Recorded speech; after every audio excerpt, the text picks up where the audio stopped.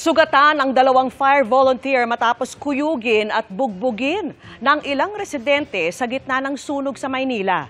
Nagalit daw ang mga residente dahil hindi nila maintindihan kung bakit hindi agad binugahan ng tubig ang kanilang mga bahay. Ang paliwanag ng mga bombero sa pagtutok ni Jamie Santos. Sa gitna ng usok at kaguluhan, dalawang fire volunteer ang humarap hindi lang sa apoy, kundi sa galit ng ilang residente.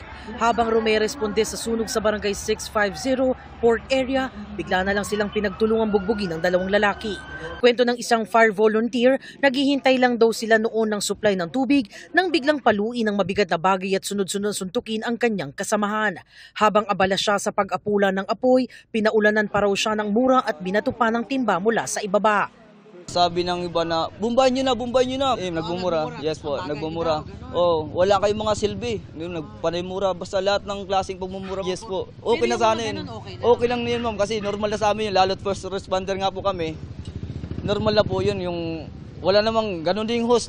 Agawan ng host.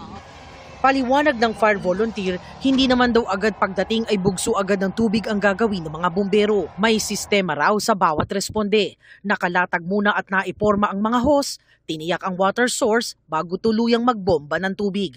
Sadyang hindi lang daw nakapaghintay ang ilang residente, kaya't nauwi sa gulo ang dapat sanay pagtutulungan. Saglit lang oh. Maya-maya nagka-supply na pero nabugbog na yung kasama ko. Desidido ang mga biktima na magsampa ng reklamo sa Manila Police District laban sa mga salarin. Ayon sa Bureau of Fire Protection, alas 2:22 ng hapon nang ideklarang fire out ang apoy na nagsimula bandang 1:28 na umabot sa ikalawang alarma. Patuloy pa rin ang investigasyon sa bilang ng mga bahay na nasunog at pamilyang naapektuhan. Nalulungkot ang mga fire volunteer ng Baseco Fire and Rescue sa sinapit ng kanilang mga kasamahan. Huwag na yung ganun na pati bumbero kakawain nila, lalo na yung mga fire volunteer. Nauunawaan daw nila ang taas ng emosyon at tensyon ng mga residenteng nasunugan. Pero umaasa silang maiintindihan din ng publiko ang proseso ng kanilang trabaho, na bawat galaw, bawat minuto ay bahagi ng sistemang nakalaan para makapagsalba ng buhay.